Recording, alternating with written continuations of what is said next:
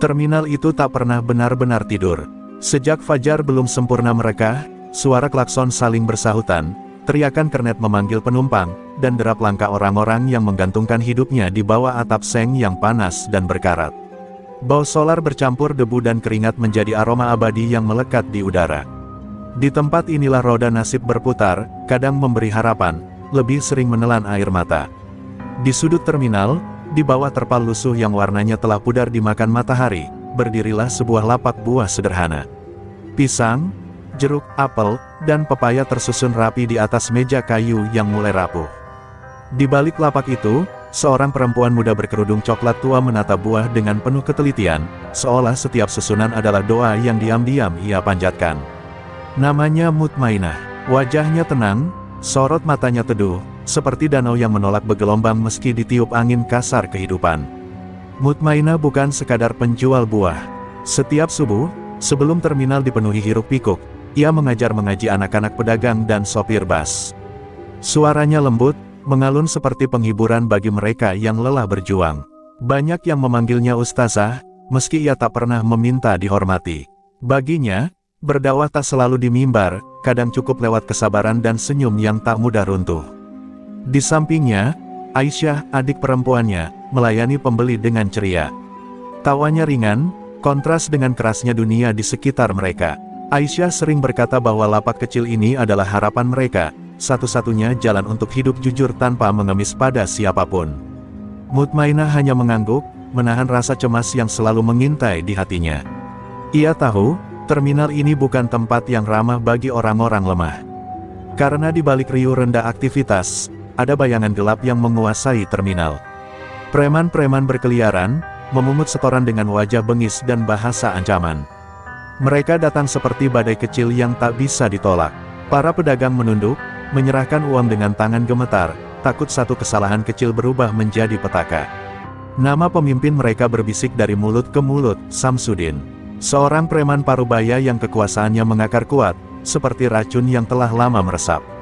Pagi itu, langkah berat beberapa pria bertato melewati lapak buah Mutmainah.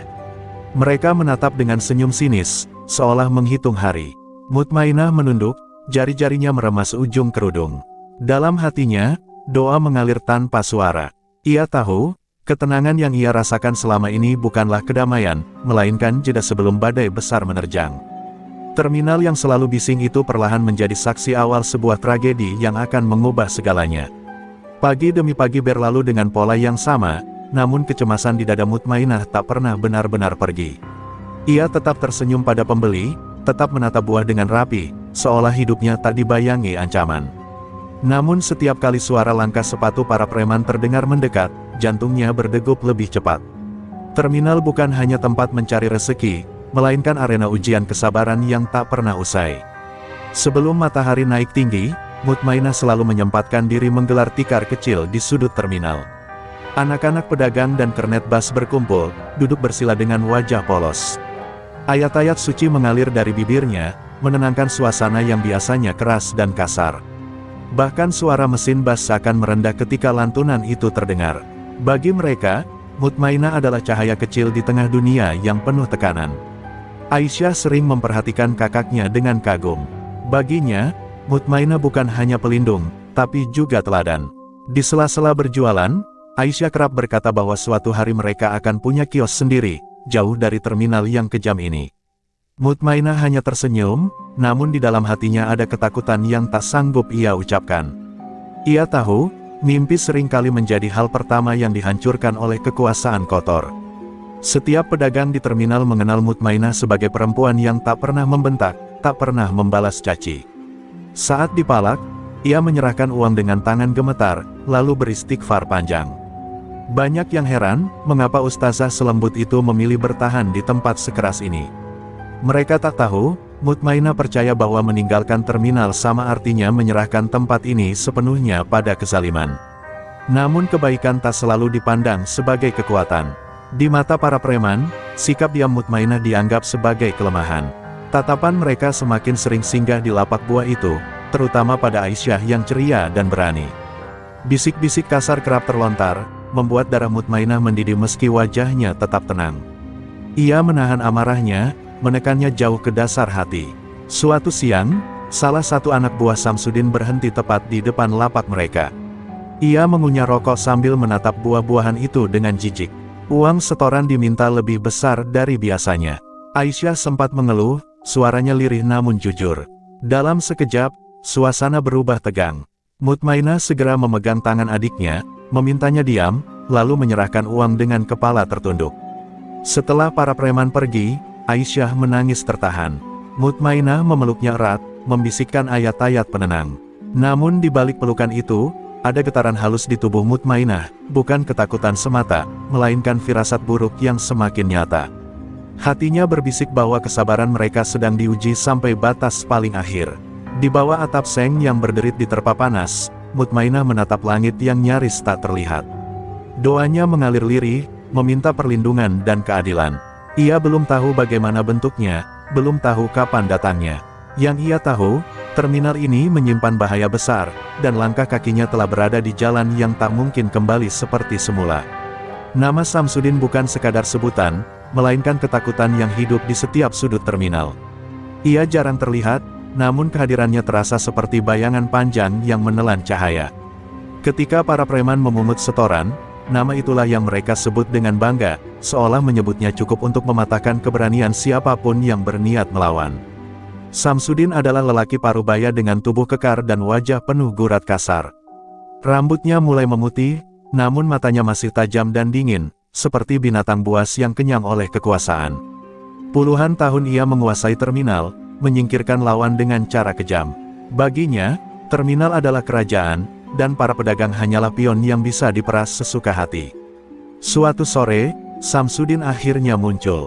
Ia duduk santai di kursi plastik dekat pos preman, ditemani rokok dan tawa kasar anak buahnya. Tatapannya menyapu seluruh terminal, berhenti sejenak di lapak buah Mutmainah. Ada senyum tipis di sudut bibirnya, senyum orang yang merasa memiliki segalanya. Ia mendengar laporan tentang penjual buah yang terlalu banyak diam dan berdoa. Aisyah merasakan tatapan itu. Tangannya gemetar saat melayani pembeli. Ia mencoba mengalihkan pandangan, namun rasa tak nyaman semakin menekan dadanya. Mutmainah menyadarinya, lalu berdiri sedikit lebih dekat ke sisi adiknya, seolah tubuhnya bisa menjadi benteng. Dalam hatinya, ia berdoa agar Samsudin tak menjadikan lapak mereka sasaran berikutnya. Samsudin tertawa kecil, lalu memberi isyarat pada salah satu anak buahnya. Mereka berjalan pelan menuju lapak buah, langkahnya sengaja diperlambat untuk menebar teror. Orang-orang di sekitar pura-pura sibuk, menunduk, tak ada yang berani menatap langsung. Terminal yang biasanya bising, mendadak terasa menyesakkan. Anak buah itu berhenti tepat di depan Mutmainah. Kata-kata kasar meluncur, diselingi hinaan terhadap perempuan dan agama.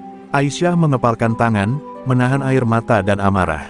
Mutmainah menatap wajah preman itu dengan tenang, namun sorot matanya berubah, ada luka yang mulai terbuka, ada bara kecil yang perlahan menyala.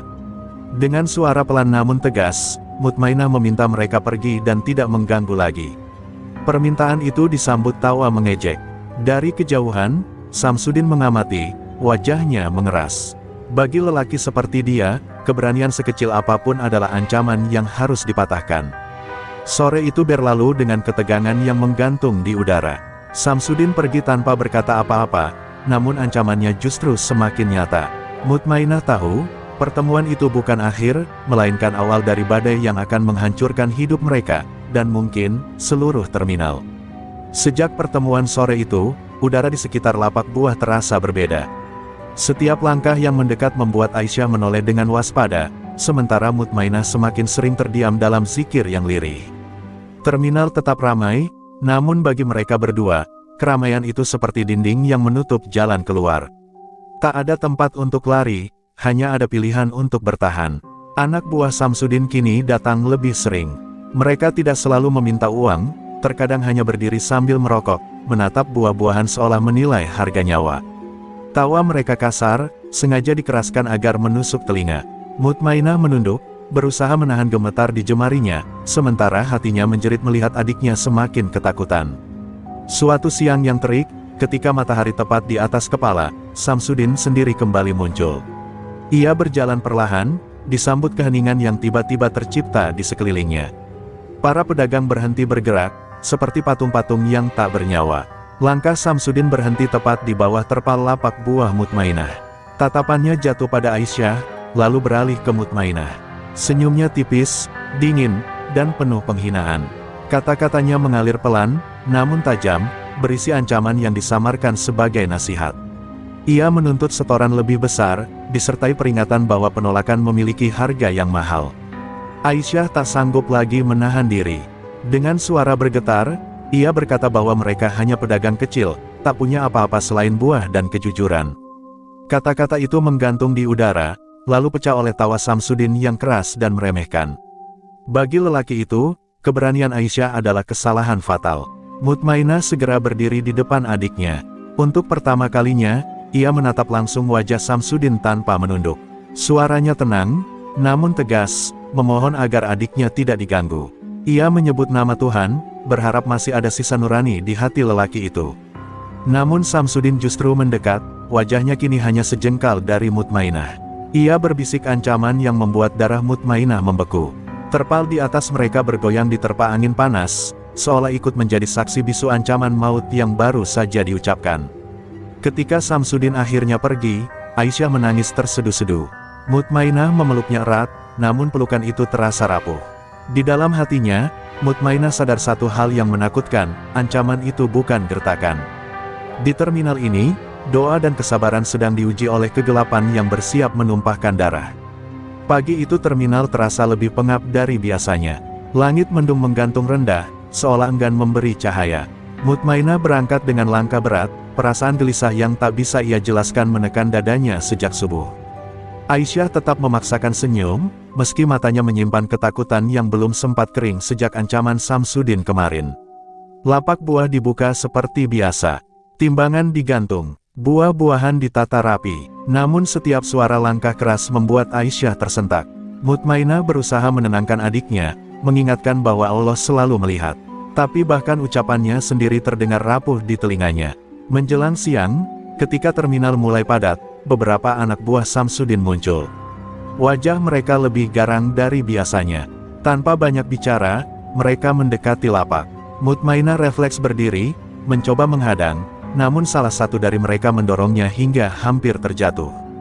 Aisyah berteriak memanggil kakaknya. Kata-kata kasar meluncur, disusul tuntutan setoran yang tak masuk akal. Aisyah gemetar, lalu dengan suara lirih berkata bahwa mereka tak sanggup lagi. Kalimat itu seperti pemantik api. Salah satu preman menghardik, tangannya terangkat, dan kerumunan orang hanya mampu menatap tanpa daya. Dalam hitungan detik, kekerasan meledak. Timbangan buah terhempas ke lantai, apel dan jeruk berguling bercampur debu.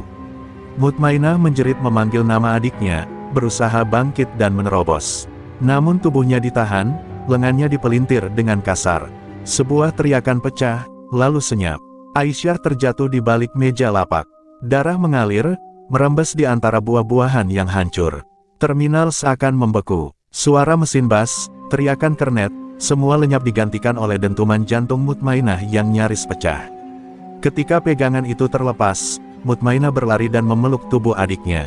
Tangannya gemetar, kerudungnya basah oleh darah. Mata Aisyah terbuka setengah, bibirnya bergerak seolah ingin berkata sesuatu, lalu diam selamanya.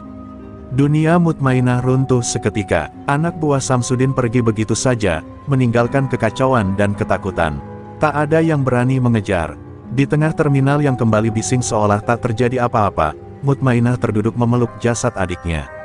Dari tenggorokannya keluar isak yang bukan sekadar tangis, melainkan jeritan jiwa yang patah, pertanda bahwa kesabaran telah berakhir dan murka sedang lahir. Jasad Aisyah terbujur kaku di pangkuan Mutmainah, di atas lantai terminal yang dingin dan kotor. Darah masih hangat membasahi tangannya, seolah menolak pergi. Mutmainah mengguncang tubuh adiknya perlahan, memanggil namanya berulang kali, berharap keajaiban datang terlambat namun cukup untuk menghidupkannya kembali. Namun mata itu tak lagi menjawab, senyum itu telah terkunci selamanya. Orang-orang mulai berkerumun, namun tak satu pun berani mendekat terlalu jauh. Ada yang menutup mulut menahan isak, ada yang memalingkan wajah karena takut. Terminal yang tadi menjadi saksi kekerasan kini kembali pada kebisingannya, seolah tragedi hanyalah jeda singkat dalam rutinitas kejam. Mutmainah merasa dunia bersekongkol meninggalkannya sendirian. Dengan sisa tenaga, Ia mengangkat tubuh adiknya dan memeluknya erat. Kerudungnya terlepas, rambutnya berantakan, namun ia tak peduli. Dari bibirnya keluar doa-doa yang terputus oleh tangis. Ayat-ayat yang biasanya menenangkan kini terdengar seperti jeritan hati yang koyak. Ia bertanya pada Tuhan dengan suara yang hampir hilang, mengapa kezaliman ini dibiarkan. Ketika ambulans datang terlambat, Mutmainah hanya mampu menatap kosong. Tangannya masih menggenggam jemari Aisyah yang mulai dingin. Setiap detik terasa seperti hukuman. Setiap tarikan napas menyayat dada. Ia merasa gagal, sebagai kakak, sebagai pelindung, sebagai manusia. Malam itu, Mutmainah tak pulang. Ia duduk sendiri di sudut terminal, di tempat lapak mereka biasa berdiri. Buah-buahan yang hancur telah disapu, darah telah dibersihkan, seakan tak pernah ada nyawa yang direnggut. Namun di hatinya, noda itu abadi. Ia menatap lantai kosong dengan mata kering, air mata telah habis. Di tengah keheningan yang ganjil, amarah mulai merayap pelan.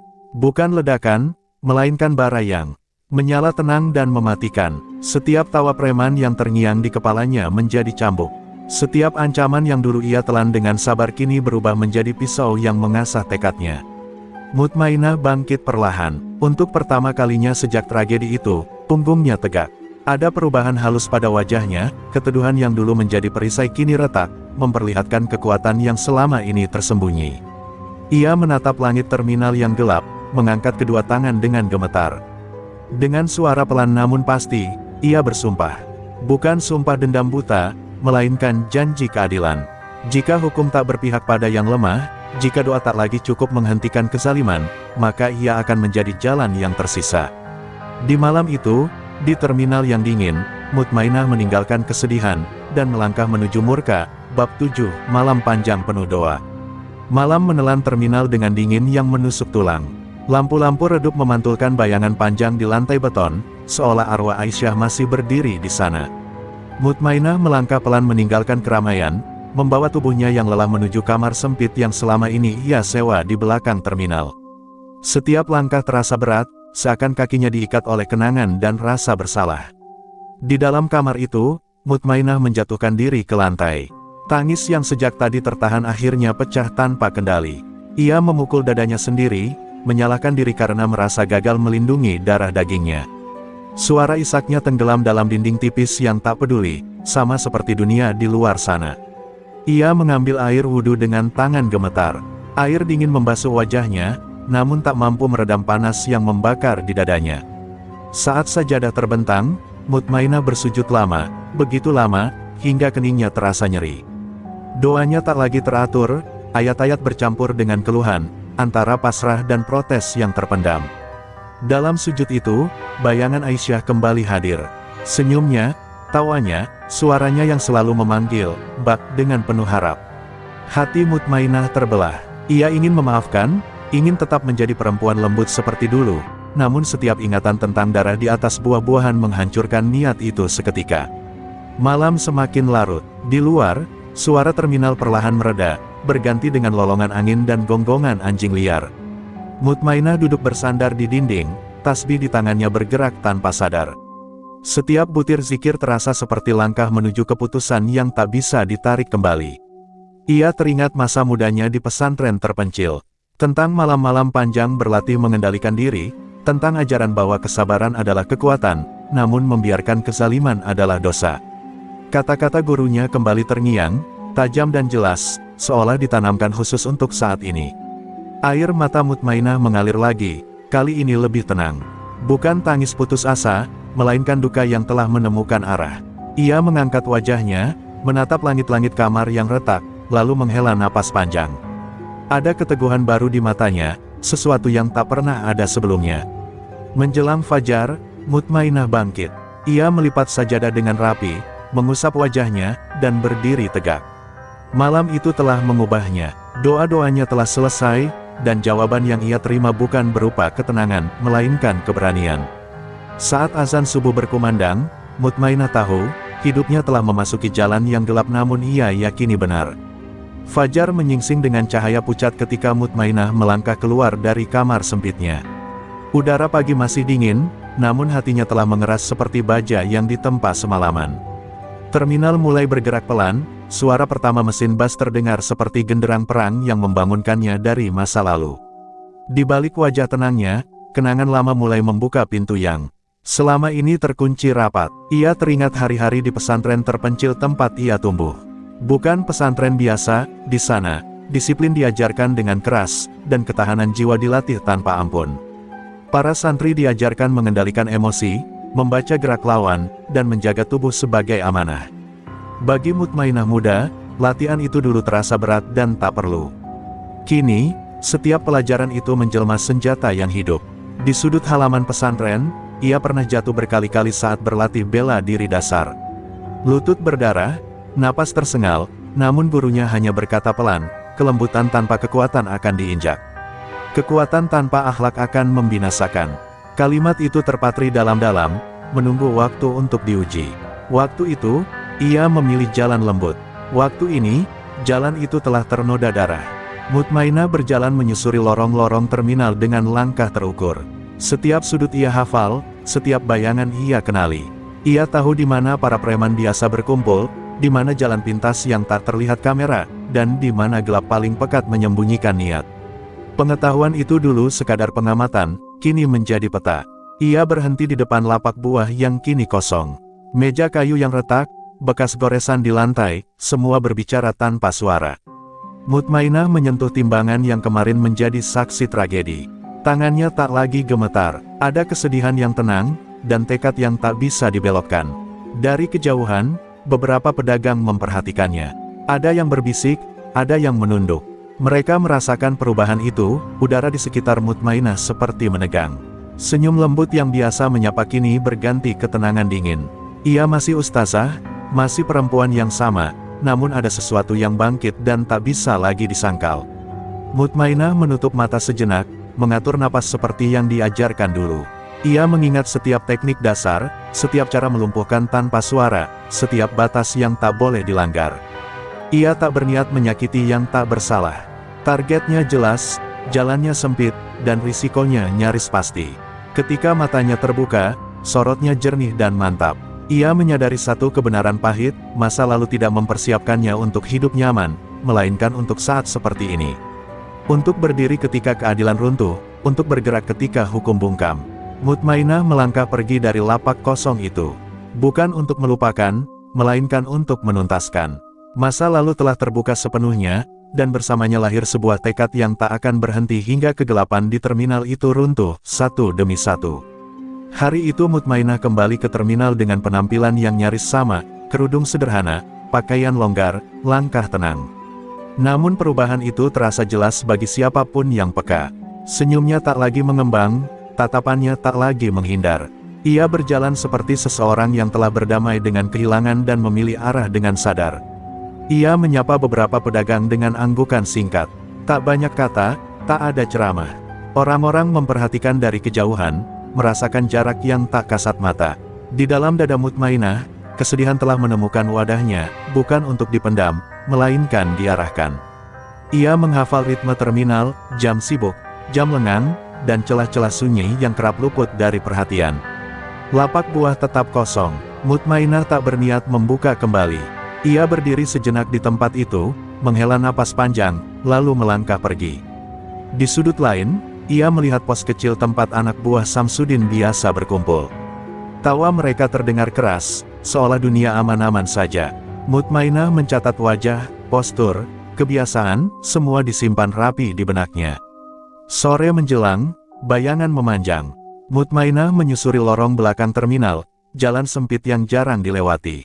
Ia berhenti, memeriksa sekitar, memastikan tak ada yang mengikuti. Di sana, di antara tumpukan karung dan besi tua, ia menguji kembali ingatannya, langkah ringan, pusat keseimbangan, pernapasan yang stabil. Tubuhnya patuh, seolah tak pernah melupakan. Di kejauhan, dua preman berjalan sambil bercanda. Mutmainah menunggu, tak tergesa. Hatinya berdetak tenang, bukan karena kebencian memuncak, melainkan karena keputusan telah bulat. Ia tak akan meledak, tak akan ceroboh. Ia akan bergerak ketika waktu berpihak. Malam turun perlahan, lampu-lampu terminal menyala, mengaburkan wajah-wajah dalam cahaya kekuningan. Mutmainah berpindah tempat, menjadi bagian dari bayangan. Ia mendengar potongan percakapan, keluhan setoran, dan nama Samsudin yang disebut dengan setengah takut. Semua menguatkan satu hal, kekuasaan itu rapuh jika disentuh di titik yang tepat. Di dalam dirinya, suara lembut ustazah dan suara tegas penjaga keadilan berdampingan tanpa saling meniadakan. Ia berjanji pada diri sendiri untuk tidak melampaui batas, tidak menyentuh yang tak bersalah, tidak melupakan doa. Setiap langkah akan ia iringi dengan kesadaran, setiap tindakan dengan tanggung jawab. Saat ia meninggalkan terminal malam itu, tak ada yang menyadari bahwa sesuatu telah bergeser. Bukan teriakan, bukan peringatan, hanya perubahan arah angin. Ustazah itu telah berubah, bukan menjadi monster, melainkan menjadi bayang-bayang yang tenang. Dan di balik ketenangan itu, badai mulai bergerak menuju pusat kekuasaan. Malam merapatkan rahangnya di terminal. Di lorong belakang yang jarang tersentuh lampu, dua preman berjalan terpisah dari kerumunan, tertawa sambil menghitung uang setoran. Mereka merasa aman, selalu begitu. Mutmainah berdiri di balik bayangan, napasnya terukur, langkahnya senyap. Ia menunggu jeda kecil, detik rapuh ketika keangkuhan menutup kewaspadaan. Salah satu dari mereka berhenti untuk menyalakan rokok. Api kecil menyala, menerangi wajah yang kemarin tertawa di bawah terpal. Mutmainah melangkah masuk ke celah cahaya itu seperti angin dingin. Tangannya bergerak cepat, terarah, tanpa ragu. Rokok jatuh, api padam, dan suara tercekik pecah di tenggorokan yang panik. Tubuh preman itu limbung, lututnya menyerah lebih dulu. Mutmainah menahan jatuhnya, mencegah bunyi keras. Wajahnya tetap tenang, matanya fokus. Ia melumpuhkan, bukan melampiaskan. Setiap gerak adalah hasil latihan lama yang bangkit dari ingatan, setiap tarikan napas mengikat amarah agar tak meluap. Preman kedua berbalik, terlambat. Ketakutan menyambar ketika bayangan itu sudah terlalu dekat. Ia mencoba berteriak, namun suara tersangkut. Mutmainah bergerak memotong jarak, satu langkah, satu sentuhan yang tepat, dan dunia pria itu runtuh dalam sunyi. Tak ada jerit, hanya desah napas yang putus. Keduanya tergeletak di lantai beton, tak berdaya. Mutmainah berdiri di antara mereka, sejenak menutup mata. Bayangan Aisyah melintas, bukan sebagai pemicu amarah, melainkan pengingat batas. Ia memastikan tak ada nyawa yang terenggut, belum. Malam ini bukan tentang darah, melainkan pesan. Ia meninggalkan mereka di sudut gelap, tanpa jejak mencolok. Ketika kembali ke lorong utama, terminal tetap hidup seperti biasa. Bas datang dan pergi, tawa terdengar, uang berpindah tangan. Tak ada yang tahu bahwa keseimbangan telah tergeser beberapa derajat ke arah keadilan yang sunyi. Tak lama, bisik-bisik mulai bergerak lebih cepat daripada langkah. Ada preman yang tumbang, tanpa saksi, tanpa suara. Rasa aman yang selama ini mereka pakai seperti jaket tebal mulai robek. Mata-mata saling menatap curiga, tangan lebih sering menyentuh pinggang, napas menjadi pendek. Di kejauhan, Mutmainah menyatu dengan keramaian. Wajahnya biasa, langkahnya wajar. Namun di dalam dadanya, sebuah pintu telah terbuka. Preman pertama tumbang bukan karena kekuatan semata, melainkan karena ketepatan. Dan di terminal yang masih bising itu, sebuah hukum baru mulai berdenyut pelan, terarah, dan tak terhindarkan. Bab 11, bisik-bisik di terminal. Keesokan harinya, terminal terbangun dengan kegelisahan yang tak biasa. Bukan karena razia, bukan pula karena kecelakaan, melainkan karena kabar yang beredar dari mulut ke mulut. Dua anak buah Samsudin ditemukan terkapar di lorong belakang, hidup namun tak berdaya. Tak ada yang tahu siapa pelakunya. Yang tersisa hanya rasa takut yang menyelinap ke sela-sela kesombongan. Para preman berkumpul lebih rapat dari biasanya. Tawa mereka terdengar dipaksakan, mata mereka gelisah. Setiap bayangan yang bergerak membuat tangan refleks menggenggam senjata. Kekuasaan yang selama ini berdiri di atas teror kini digerogoti oleh ketidakpastian. Mereka terbiasa ditakuti, bukan takut. Di sisi lain, para pedagang merasakan perubahan kecil yang sulit dijelaskan. Setoran tetap diminta, namun nadanya tak lagi sekeras dulu. Ada jeda sebelum ancaman, ada ragu sebelum bentakan. Sebagian pedagang saling bertukar pandang, bertanya dalam diam, apakah akhirnya ada yang berani melawan. Nama Mutmainah mulai berbisik di antara lapak-lapak. Bukan tuduhan, lebih seperti pertanyaan yang takut diucapkan keras-keras. Ustazah penjual buah yang kini tak lagi membuka lapak. Perempuan yang kehilangan adik dan tak terlihat menangis di hadapan umum. Ada yang mengingat sorot matanya akhir-akhir ini, dingin namun tenang. Samsudin mendengar kabar itu sore hari. Wajahnya mengeras, rahangnya mengatup kuat. Ia memerintahkan penyelidikan, menyuruh anak buahnya bergerak berpasangan. Baginya, ini bukan sekadar insiden, ini tantangan. Dan setiap tantangan harus dipatahkan sebelum tumbuh menjadi pemberontakan. Sementara itu, Mutmainah mengamati dari kejauhan. Ia duduk di bangku terminal, tas kecil di pangkuan, tasbih bergerak pelan di jarinya. Ia membaca perubahan ritme langkah, jarak pandang, dan pola jaga yang bergeser. Ketakutan membuat lawan ceroboh, itulah yang ia tunggu. Malam kembali turun, membawa dingin yang menajamkan indera. Lampu-lampu memantul di genangan air, menciptakan bayangan ganda yang menipu. Mutmainah berdiri, menyatu dengan arus manusia, menghilang di antara mereka yang pulang dan pergi. Ia tak terburu-buru, setiap detik adalah persiapan. Di terminal yang penuh bisik-bisik itu, satu hal menjadi jelas, rasa takut telah berpindah tangan. Dan ketika ketakutan berubah arah, kekuasaan mulai retak.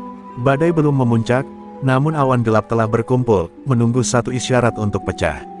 Malam itu terminal terasa menyempit, seolah dinding-dindingnya merapatkan diri untuk menyaksikan sesuatu yang tak terelakkan. Pola jaga para preman berubah, berpasangan, lebih sering menoleh, lebih jarang tertawa. Ketakutan telah mengajarkan mereka kewaspadaan, namun juga menanamkan kegugupan yang mudah dieksploitasi.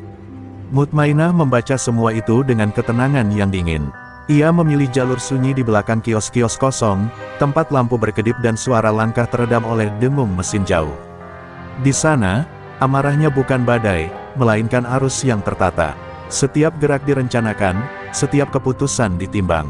Ia menahan diri dari keinginan untuk mempercepat, karena tergesa hanya akan mengaburkan tujuan.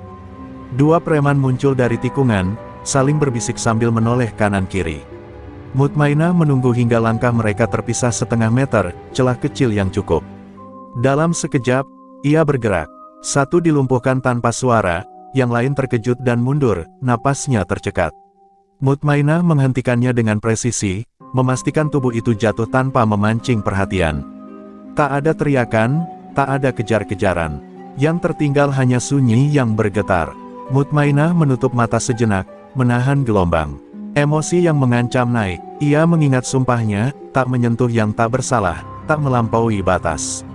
Murka, baginya, adalah alat, bukan tuan. Kabar tumbangnya beberapa anak buah menyebar lebih cepat dari langkah kaki. Rasa aman yang tersisa runtuh seperti kartu. Pos-pos kecil kosong lebih awal, pertemuan dipersingkat. Bahkan para pemalak paling bengis mulai memilih jalan terang, enggan menyusuri lorong gelap yang kini memiliki mata. Di sudut lain terminal, para pedagang merasakan perubahan nyata. Setoran berkurang, ancaman mengendur. Ada napas lega yang berani keluar, meski masih disertai takut. Mereka belum berani berharap, tapi benihnya telah tertanam, bahwa kezaliman bisa digoyahkan. Samsudin menerima laporan dengan wajah membeku. Ia mendengar detail yang sama berulang kali, sunyi, cepat, tanpa saksi. Cara kerja yang rapi itu membuatnya gelisah. Ini bukan amukan liar, ini operasi. Dan operasi seperti itu menuntut perhitungan balik yang mahal. Mutmainah meninggalkan terminal menjelang dini hari. Di langkahnya, tak ada euforia. Yang ada hanyalah kesadaran bahwa jalan ini semakin menanjak. Murkanya tetap terkendali, namun waktunya kian dekat. Ketika ketertiban palsu mulai runtuh, pusatnya akan terpanggil keluar. Dan saat itu tiba, ia tahu, tak ada lagi ruang untuk mundur. Samsudin berdiri di posnya dengan wajah yang tak lagi santai. Asap rokok mengepul tebal, namun tangannya sedikit bergetar saat memegang korek. Untuk pertama kalinya dalam puluhan tahun, terminal yang ia kuasai tak sepenuhnya tunduk. Laporan demi laporan masuk, semuanya sama, anak buah tumbang tanpa jejak, tanpa saksi, tanpa perlawanan berarti. Ia memandangi terminal dari kejauhan, mencoba membaca denyutnya. Keramaian masih ada, uang masih mengalir, namun sesuatu telah berubah. Ketakutan yang dulu dimiliki pedagang kini berbalik arah, merayap ke barisan preman. Samsudin merasakan itu seperti duri kecil di bawah kulit, tak terlihat, namun menyiksa. Anak buah berkumpul, menunggu perintah. Wajah-wajah keras itu kini menyimpan ragu. Samsudin memaki, menghardik, mencoba mengembalikan keberanian mereka dengan teriakan. Namun teriakan tak bisa menutup fakta, musuh mereka tak terlihat, bergerak dalam senyap, dan memahami terminal lebih baik dari siapapun. Nama Mutmainah kembali disebut, kali ini lebih jelas. Bukan sebagai gosip, melainkan sebagai kemungkinan. Samsudin mengingat perempuan itu, tatapan tenang di bawah terpal, suara lembut yang berani menyebut nama Tuhan di hadapannya. Dadanya mengeras. Jika benar dia pelakunya, maka ini bukan sekadar perlawanan, ini penghinaan. Samsudin memutuskan mengubah permainan. Ia memerintahkan penjagaan diperketat di pusat terminal, memanggil anak buah terbaiknya.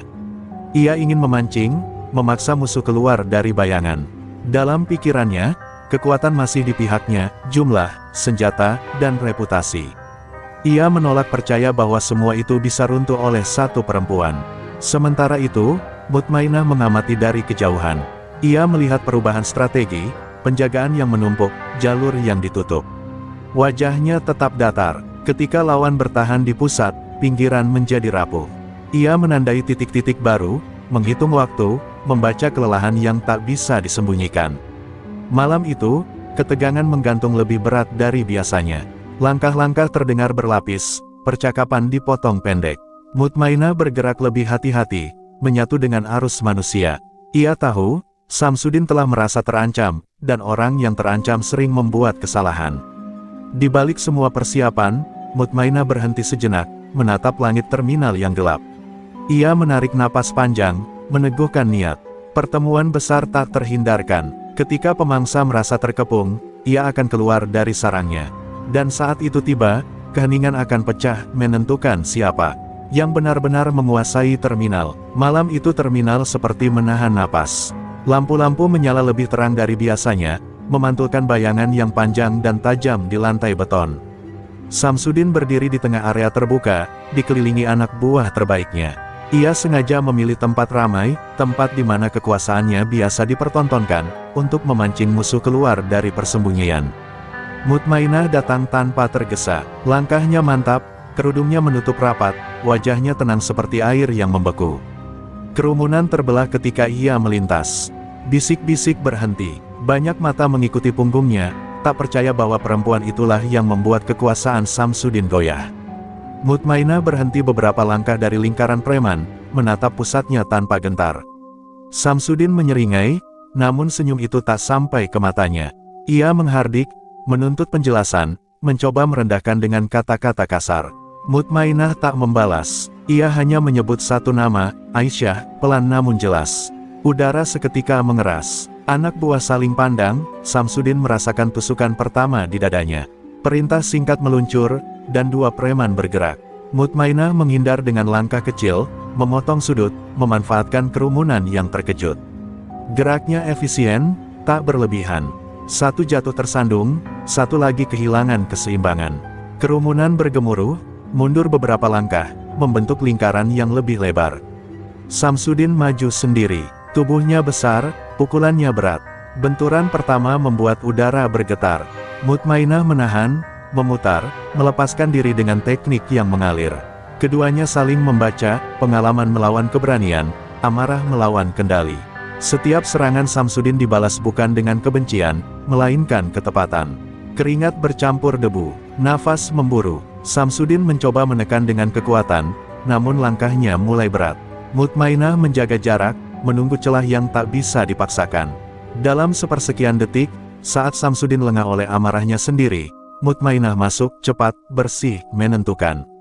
Tubuh Samsudin terhuyung. Kerumunan terdiam. Anak buahnya ragu melangkah, terbelah antara takut dan loyalitas. Mutmainah berdiri tegak, sorot matanya jernih. Ia tak berteriak kemenangan. Ia hanya menatap lelaki itu, sebuah tatapan yang memuat duka, peringatan, dan akhir. Ketika Samsudin akhirnya tumbang, malam menelan suaranya. Terminal tetap berdiri, lampu-lampu berpendar, mesin-mesin menderu kembali. Namun sesuatu telah berakhir. Di tengah kerumunan yang membeku, Mutmainah menarik napas panjang. Duel itu bukan sekadar pertarungan fisik, itu adalah penutupan sebuah bab gelap, dan pembuka bagi keheningan yang akan menguji semua yang tersisa. Samsudin tergeletak di tengah terminal, napasnya tersengal, matanya menatap kosong ke langit-langit seng yang bergetar oleh suara mesin bas.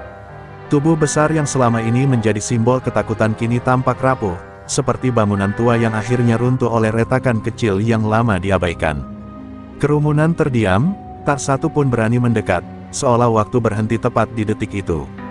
Mutmainah berdiri beberapa langkah darinya. Dadanya naik turun, bukan karena lelah semata, melainkan karena gelombang emosi yang berusaha ia kendalikan. Di benaknya, wajah Aisyah kembali muncul, bukan dengan darah dan jerit, melainkan dengan senyum lembut yang selalu ia rindukan. Air mata menggenang, namun tak jatuh. Ia menolak merayakan kemenangan dengan tangis atau tawa. Anak buah Samsudin saling pandang. Sebagian menggenggam senjata, namun tangan mereka ragu. Tak ada lagi perintah yang terdengar meyakinkan. Tak ada lagi suara yang mampu menggerakkan mereka. Kekuasaan yang biasa mengikat kini terlepas, menyisakan ketakutan dan kebingungan yang telanjang. Samsudin mencoba bangkit, namun tubuhnya menolak. Ia menatap Mutmainah dengan amarah yang tersisa, lalu berubah menjadi ketakutan yang tak pernah ia kenal. Dalam suara parau, ia melontarkan ancaman terakhir, kosong, tanpa daya. Mutmainah mendengarnya dengan wajah tenang, lalu menggeleng pelan. Ancaman itu telah kehilangan maknanya. Dengan langkah perlahan, Mutmainah mendekat. Ia tidak menyerang lagi. Ia hanya berdiri di hadapan lelaki yang telah menghancurkan hidupnya, dan dengan suara yang nyaris berbisik, ia berkata bahwa kezaliman selalu menemukan akhirnya. Kata-kata itu jatuh lebih berat daripada pukulan apapun. Beberapa preman menjatuhkan senjata mereka. Ada yang mundur, ada yang lari terbirit-birit, memilih menyelamatkan diri daripada mempertahankan kerajaan yang telah roboh. Terminal kembali bergemuruh, namun kali ini dengan suara yang berbeda, bukan ketakutan, melainkan kelegaan yang tertahan lama. Ketika aparat akhirnya datang, yang tersisa hanyalah kekacauan dan bukti kejatuhan. Samsudin tak lagi berkuasa, namanya berubah dari momok menjadi peringatan. Mutmainah berdiri di pinggir kerumunan, tak mencari perhatian, tak meminta pengakuan. Ia hanya memastikan satu hal, lingkaran kekerasan itu telah diputus. Malam menutup terminal dengan sunyi yang aneh, sunyi setelah badai. Mutmainah melangkah pergi, menyatu dengan bayangan. Di belakangnya, sebuah era berakhir. Raja preman telah tumbang, dan bersama tumbangnya itu, lahir harapan rapuh bahwa terminal, akhirnya, bisa bernapas tanpa rasa takut. Pagi datang dengan wajah yang berbeda. Terminal yang biasanya terbangun oleh bentakan dan ancaman kini dibuka oleh langkah-langkah ragu yang perlahan menjadi yakin. Para pedagang membuka lapak tanpa menoleh ke belakang, tanpa menghitung bayangan. Udara terasa lebih ringan, seolah debu lama ikut terangkat bersama runtuhnya kekuasaan yang menindih. Kabar tumbangnya Samsudin menyebar cepat. Anak buahnya menghilang satu persatu, memilih pergi sebelum fajar benar-benar terang. Pos-pos preman kosong, kursi plastik terbalik, sisa-sisa rokok padam di lantai. Tidak ada lagi pungutan paksa, tidak ada lagi tatapan yang memaksa tunduk. Terminal menemukan jeda yang lama dirindukan, sunyi yang aman. Para pedagang saling menatap, sebagian meneteskan air mata yang selama ini tertahan. Ada yang berani tertawa kecil, ada yang mengucap syukur lirih. Mereka menyebut satu nama dengan hati-hati, Mutmainah, bukan sebagai pahlawan yang dielu-elukan, melainkan sebagai pengingat bahwa keberanian bisa lahir dari luka terdalam. Aparat berjaga, menata ulang ritme yang sempat kacau. Jalur diperjelas, kerumunan diatur, dan suara klakson kembali menjadi bunyi biasa, bukan latar ancaman. Terminal bergerak seperti tubuh yang baru sembuh dari demam panjang, lelah, namun hidup. Mutmainah datang tanpa sorotan. Ia berdiri di sudut, memandangi lapak-lapak yang kembali penuh warna. Buah-buahan tersusun rapi, timbangan bergantung, tawa kecil terdengar. Di tempat lapaknya dulu, ia berhenti sejenak. Dadanya menghangat oleh kenangan yang menyakitkan sekaligus menenangkan. Beberapa orang mendekat, ingin mengucap terima kasih. Mutmainah mengangkat tangan, meminta mereka kembali bekerja. Baginya, damai bukan untuk dirayakan dengan kata-kata, melainkan dijaga dengan tindakan. Ia menunduk, berdoa singkat, memohon agar terminal ini tak kembali jatuh ke tangan gelap. Sore hari, cahaya matahari menyelinap di sela atap seng, memantul di lantai beton yang basah disiram. Terminal tampak seperti baru dicuci, bukan hanya permukaannya, tetapi juga hatinya. Orang-orang melangkah dengan punggung lebih tegak, suara mereka lebih jujur. Di tengah keramaian yang sehat itu, Mutmainah melangkah pergi. Ia tahu, kedamaian tak pernah selesai, ia hanya dimulai. Terminal telah merdeka, untuk saat ini. Dan di balik keheningan yang baru lahir, tersimpan janji, jika kegelapan kembali, cahaya akan menemukan jalannya lagi. Waktu berlalu, dan terminal itu tak lagi sama. Hiruk-pikuk tetap ada, bus tetap datang dan pergi, namun rasa takut yang dulu menggantung seperti awan gelap telah sirna. Orang-orang menyebutnya terminal yang merdeka, bukan karena spanduk atau peresmian, melainkan karena dada mereka tak lagi sesak setiap kali melangkah masuk. Lapak buah kembali berdiri di sudut lama. Meja kayu yang dulu retak kini diperbaiki. Timbangan kembali bergantung. Mutmainah menatap pisang dan jeruk dengan tangan yang tenang, seolah tak pernah ada darah yang tumpah di sana. Wajahnya lembut seperti dulu, namun ketenangan itu kini memiliki kedalaman yang berbeda, kedalaman orang yang telah melewati gelap dan kembali membawa cahaya. Anak-anak kembali berkumpul di pagi hari. Mutmainah menggelar tikar kecil, mengajarkan ayat-ayat dengan suara yang menenangkan. Mereka duduk bersila, mendengarkan dengan mata berbinar. Tak banyak yang tahu apa yang pernah terjadi, dan Mutmainah memilih membiarkannya begitu. Bagi anak-anak itu, ia hanya ustazah yang baik, dan itu sudah cukup. Nama Mutmainah hidup dalam bisik-bisik, bukan sebagai pembantai, melainkan sebagai pelindung. Para pedagang mengenangnya dengan rasa hormat yang sunyi. Mereka tahu, keadilan pernah ditegakkan bukan oleh seragam atau jabatan, melainkan oleh hati yang tak sanggup lagi menerima kezaliman. Di waktu-waktu sepi, Mutmainah sering menatap langit di atas terminal. Ia berbicara dalam hati pada Aisyah, menceritakan bahwa lapak itu aman, bahwa Tawa telah kembali. Ada rindu yang tak pernah selesai, namun kini rindu itu tak lagi menyakitkan, ia berubah menjadi kekuatan yang menjaga langkahnya tetap lurus. Mutmainah menolak setiap pujian, ia tak ingin dikenang sebagai legenda hidup, apalagi simbol kekerasan. Baginya, yang penting adalah keseimbangan, bahwa doa dan keberanian bisa berdampingan, bahwa kelembutan tak selalu berarti menyerah, dan murka tak selalu berarti kehilangan akal. Bertahun-tahun kemudian, orang-orang baru datang ke terminal dengan cerita lama yang samar. Mereka mendengar tentang seorang ustazah penjual buah yang pernah membuat raja preman bertekuk lutut. Cerita itu tumbuh, berubah, dan melegenda, namun inti kebenarannya tetap sama, kezaliman pernah dihentikan oleh keberanian seorang perempuan sederhana. Dan Mutmainah tetap di sana, di sudut terminal, menata buah dan menata hati. Ia tahu, hidup akan terus menguji. Namun selama doa masih dilantunkan dan keadilan dijaga, terminal itu akan tetap bernapas dengan damai. Begitulah legenda lahir, bukan dari keinginan.